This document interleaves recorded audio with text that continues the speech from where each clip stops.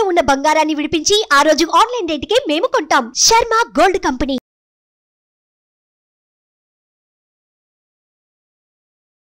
నమస్కారం, సుమన్ టీవీ ప్రేక్షకులకు స్వాగతం. ప్రస్తుతం మనతో పాటు ఉన్నారు శ్రీచక్ర పీఠ వ్యవస్థాపకులు, అలాగే ప్రముఖ జ్యోతిష పండితులు, మనందరికీ సుపరిచితులైనటువంటి డాక్టర్ ప్రదీప్ జోషి గారు మనతో పాటు ఉన్నారు. ఈ క్రోధినామ సంవత్సరం 27 నక్షత్రాల వారికి ఏ రకంగా ఉండబోతుంది ఏంటనే విషయాన్ని తెలియజేసేందుకు గురుగారు నమస్కారం. శ్రీమాత్రే నమః. మీ జన్మ నక్షత్రం ఇంపార్టెంట్. ఇప్పుడు నేను చెప్పేది ఏది, జన్మ నక్షత్రం, నామ నక్షత్రము కాదు. నామ నక్షత్రం వేరు, జన్మ నక్షత్రం వేరు. నామ నక్షత్రానికి ఏ రాశి ఫలాలు గాని ఏ గోచార ఫలితాలు గాని వర్తించవు. పేరు పేరే, పేరులో కొంచెం బలం ఉండాలి, అంతకుమించి ఏం లేదు. అది న్యూమరాలజీ అనుకోండి. మిగతా అదంతా కూడా ఇప్పుడు నేను చెప్పేటువంటి నక్షత్ర ఫలితాలు ఏవవుతున్నాయి నామ నక్షత్రాన్ని బట్టి, సారీ నేను చెప్పేటువంటి పరీక్ష ఏవైతే నక్షత్ర ఫలితాలు ఏవైతున్నాయో ఇవి జన్మ నక్షత్రం అయితే తెలుసుకోవాలి. మీ జన్మ నక్షత్రం మీకు తెలియదంటే నా వెబ్సైట్కి విజిట్ అవ్వండి. అక్కడ మీ date of birth, time, place అన్ని కూడా ఎంటర్ చేయండి. మీకు మీ యొక్క జాతకం మీకు ఈమెయిల్లో PDF రూపంలో వస్తుంది. ఇది 500 పేజీలకు పైగా వస్తుంది. డే టు డే రిపోర్ట్ తో సహా వస్తుంది. అంటే ఈ రోజు ఏం జరగబోతుంది, రేపు ఏం జరగబోతుంది అనేది సూచన ప్రాయంగా డే టు డే రిపోర్ట్ తో సహా వస్తుంది. సో అది మీరు స్వీకరించవచ్చు. మీ జన్మ నక్షత్రం అక్కడ నుంచి తెలుసుకోండి. పేర్లను బట్టి ఇప్పుడు శ్రీనివాస్ అని పేరు ఉంటుంది, అందరు తులారాశి అని చెప్పేస్తారు. కాదు. ఇప్పుడు వెంకటేష్ అంటారు, వేవో కాకి మృగశిర నక్షత్రము అంటే ఇది మిథున రాశి అని చెప్పేస్తారు. కాదు. సో ఇలా పేరును బట్టి మీరు రాశులు చెప్పుకోకండి, నక్షత్రాలు చెప్పుకోకండి, దాని ఫలితాలు ఉండవు. సో ఇప్పుడు ఈ సంవత్సరము క్రోధినామ సంవత్సరంలో ఒక్కొక్క నక్షత్రం వారికి ఎలా ఫలితాలు ఉన్నాయో చెప్తాను. అందరూ జాగ్రత్తగా వినండి. మీ జన్మ నక్షత్రాన్ని బట్టి మీరు నోట్స్ రాసుకోండి. గురుగారు, శతభిష నక్షత్రం వాళ్ళకి ఈ క్రోధినామ సంవత్సరం ఎలా ఉండబోతుంది, వారి గుణగణాలు ఎలా ఉంటాయి, అండ్ ఈ సంవత్సరం అంతా వాళ్ళకి బాగుండాలని అంటే ఎలాంటి పరిహారాలను వాళ్ళు పాటించుకుంటే బాగుంటుంది వాళ్ళంతా? శ్రీ గురుభ్యో నమః. శ్రీమాత్రే నమః. ఒక సామెత ఉంటుంది తెలుసా, జాకిన్ ఆల్ నన్ ఆఫ్ వన్ అని చెప్పేసి.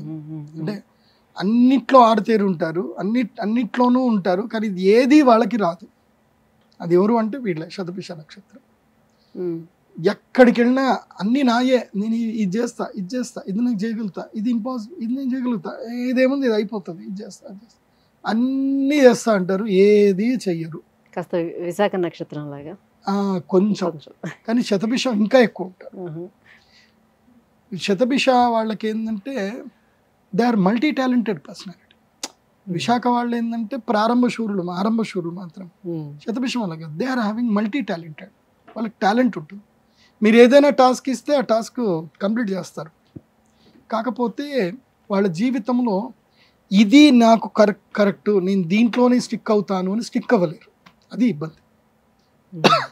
అలా ఒకదాని మీద కరెక్ట్గా స్టిక్ అయ్యి ఒక దాంట్లో వాళ్ళు మాస్టర్ అవుతే బాగుంటుంది. అదే జాకినాల్ మాస్టర్ ఇన్ నన్ అన్నట్టు, మాస్టర్ చేయలేరు వీళ్ళు. అన్నీ నేర్చుకుంటారు కానీ మాస్టరింగ్ రాదు. సో వీళ్ళ ఎక్కువగా పరోపకార బుద్ధి ఉంటుంది, వేరే వాళ్ళకి ఎక్కువగా చేస్తూ ఉంటారు. ముఖ్యంగా వీళ్ళకి స్నేహితులు దొరకరు. వీళ్ళు స్నేహానికి ఎక్కువగా బానిసైపోతారు. స్నేహితులకు చేస్తానే ఉంటారు. కర్ణుడి నక్షత్రం. కర్ణుడు ఎట్లాగైతే అబాస్ పాలవుతాడో, కర్ణుడు ఎలాగైతే ఉంటాడో వీడు అలాగే. ఈ నక్షత్ర జాతకులు ఏంటంటే స్నేహ ధర్మం కోసం ప్రాణం కూడా ఇస్తారు, డబ్బు లెక్క చేయరు. వాళ్ళకి ఎంతైనా చేస్తారు. అంటే వాళ్ళకి ఈగో ఉండదు, స్నేహితుల విషయంలో ఈగో ఉండదు. ఇప్పుడు ఎవరైనా ఫ్రెండ్ దగ్గరికి వెళ్ళి వాడికి కరెక్ట్గా వాడు ఏదో ఇంటర్వ్యూకో ఎటో వెళ్తున్నాడు, వీడు రూమ్లో ఉన్నాడు, వాడికి పని లేదు, అవసరమైతే ఫ్రెండ్ షూస్ కూడా పాలిష్ చేసి రెడీ పెట్టిస్తాడు. అరే వెళ్ళరా నువ్వు వెళ్ళు, కాలు నేను డ్రాప్ చేసేస్తా అని వెళ్ళిపోతాడు. అంటే తన గురించి ఆలోచించాడు, ఫ్రెండ్స్ గురించి ఎక్కువగా ఆలోచిస్తారు. సో మంచి వ్యక్తిత్వం, ఎవరిని ఇబ్బంది పెట్టరు, ఎవరిని గొడవ పెట్టుకోరు, ఎవరిని మనసుకి హట్ చేయరు. మంచి శతభిషం అంటే ఆరోగ్యం. డాక్టర్ అంటారు యాక్చువల్లీ, బిషక్ అంటే doctor. They are psychological doctors. They are very lovely, very friendly, very calm, బాగుంటారు. కాకపోతే వీళ్ళని డిస్టర్బ్ చేయకూడదు. వీళ్ళకి ఏదైతే వీళ్ళ వ్యక్తిత్వం ఉంటుందో, వీళ్ళు ఏదైతే పని చేసుకుంటారో అది డిస్టర్బ్ చేయకూడదు. అది డిస్టర్బ్ చేస్తే వీళ్ళు వెళ్ళిపోతారు, అలకరాయిళ్ళు విపరీతంగా అలుగుతారు, ఇంకా అది ఉంటుంది.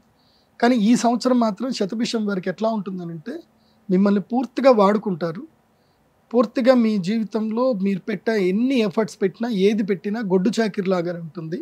ధనలాభం రాదు. తర్వాత కీర్తి ప్రతిష్టలు కూడా దూరం అవుతాయి, గొడవలు కూడా ఎక్కువ అవుతాయి, ముఖ్యంగా వాహన గండం ఉంటుంది, దెబ్బలు తాకుతాయి ఈ సంవత్సరం. తర్వాత నమ్మక ద్రోహాలు జరుగుతాయి. ముఖ్యంగా ఫినాన్షియల్ డీల్స్ విషయంలో అప్రమత్తంగా ఉండండి. కోర్టు కేసులు అవుతాయి, జైలుకి వెళ్ళే యోగం కూడా ఉంటుంది. అంటే ఆ పరిస్థితుల్లో ఆ పనులు చేసేటువంటి వాళ్ళు. ఇప్పుడు ఉదాహరణకి మీరు ఏదైనా కార్ అమ్మారు, కార్ అమ్మిన వెంటనే బద్ధకంతో ఆ ట్రాన్స్ఫర్ అనేది మీరు చేయించలేదు, వాడు చేసుకోలేదు. మోస్ట్లీ ఏంటంటే యాక్చువల్లీ ఈ సిస్టమ్ తీసుకురావాలి. ఇల్లు అమ్మినప్పుడు ఎట్లాగైతే సెల్లర్ కూడా వెళ్ళిపోయి తమ్మునేల్ పెట్టి ఇల్లు ఎట్లాగైతే అమ్ముతున్నాడో, కారు కూడా అలాగే వెళ్ళి తమ్ పెట్టి అమ్మేటట్టుగా ఉంచాలి. సో వీళ్ళేమో సంతకం పెడతారు కార్కి, సంతకం తీరా ఆడికి వెళ్ళి వాడు రిజిస్ట్రేషన్ చేసుకోడు, వాడికి బద్ధకం. ఆ కారులో వీడు ఏదైనా దిక్కుమాల పని చేశాడు, ఎవరికి ఎప్పుడు కేసు పడేది? వీళ్ళ పేరు మీద ఉంటుంది, ఓనర్ పేరు మీదే పడుతుంది. సో ఓనర్ ఇంకా మారలేదు కదా, కానీ కారు వాడి దగ్గర ఉంది. ఇప్పుడు అట్లాగే నాకు ఒక క్లయింట్ ఉన్నాడు, ఆ క్లయింట్ ఇట్లాగే కారు అమ్మేశాడు, వాడు ఏదో మార్చుకుంటా అన్నాడు, వాడు కాస్త గంజాయి సప్లై చేశాడు కారులో, అది పట్టుకున్నారు. ఇది ఓనర్ వీడి ప్రమేయంలో జరిగిందని చెప్పి వీడిని తీసుకెళ్ళి లోపలేసేసారు. నేను కాదు బాబు మొర్రో అని చెప్పి మొత్తుకుండగా వీడి అదృష్టం బాగుండి వీడు ఏదైతే ఎక్స్చేంజ్ షోరూంలో ఏదైతే అమ్మినప్పుడు సంతకం పెట్టింది ఏదైతే ఉందో ఆ సీసీటీవీ ఫుటేజ్ ఉంది కాబట్టి అది కోర్టులో సబ్మిట్ చేసి బతికి పెట్టబట్టాడు. అది ఆ సీసీటీవీలు కాపాడే. సో అందుకే చెప్తున్నాను, శతభిషం వారు ఏ ఫైనాన్షియల్ ట్రాన్సాక్షన్ చేసినా, ముఖ్యంగా అగ్రిమెంట్లు ఏం చేసినా చాలా జాగ్రత్తగా ఉండండి. మీ భూములు ఏవైనా అమ్మేది ఉంటే మాత్రం అగ్రిమెంట్లు చేయకండి.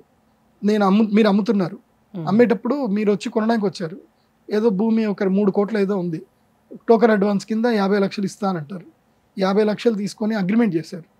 ఆ 3 కోట్లు వాడు ఇవ్వడు, 10 ఏళ్ళు అయినా సరే నేను అగ్రిమెంట్ చేసుకున్నా కదా అని చెప్పి కోర్టులో కేసేసి హోల్డ్ చేసి పెడతాడు. సో 10 ఏళ్ళైనా మీరు ఆ ల్యాండ్ అమ్ముకోలేదు. సో అగ్రిమెంట్లు చేయకండి. 3 కోట్లు ఇస్తా అంటే అన్న 3 కోట్లు ఇయ్యన్నా, నువ్వు ఎప్పుడు రిజిస్ట్రేషన్ అంటే అప్పుడు ఇస్తా, నేను మాట ఇస్తున్నా, 60 రోజుల వరకు నేను ఎవరికి ఆ భూమి అమ్మను మాట ఇస్తున్నా కావాలంటే, సో నువ్వు రా, మాట ఇస్తున్నా అంటే మాట మీద నిలబడుతున్నా అని చెప్పండి. కానీ అగ్రిమెంట్ సంతకాలు చేయకండి. డైరెక్ట్ స్పాట్ రిజిస్ట్రేషన్ ఇవ్వడంలో కానీ తీసుకోవడంలో కానీ నో అగ్రిమెంట్స్, ఓన్లీ రిజిస్ట్రేషన్స్. అది బాగా గుర్తుపెట్టుకోండి శతభిషం వారు ఈ సంవత్సరం. సో పరిహార విషయానికి వస్తే శతభిష నక్షత్ర జాతకులు విశేషంగా ఈ సంవత్సరము రామేశ్వరం వెళ్ళండి.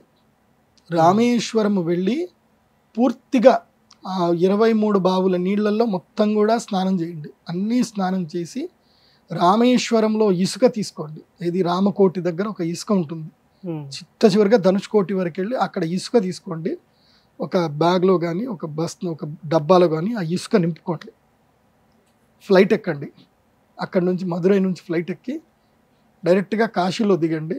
కాశీ గంగలో వెళ్ళి అక్కడ శివలింగం చేసి అక్కడ ఆ యొక్క మట్టిని అక్కడ కలపండి.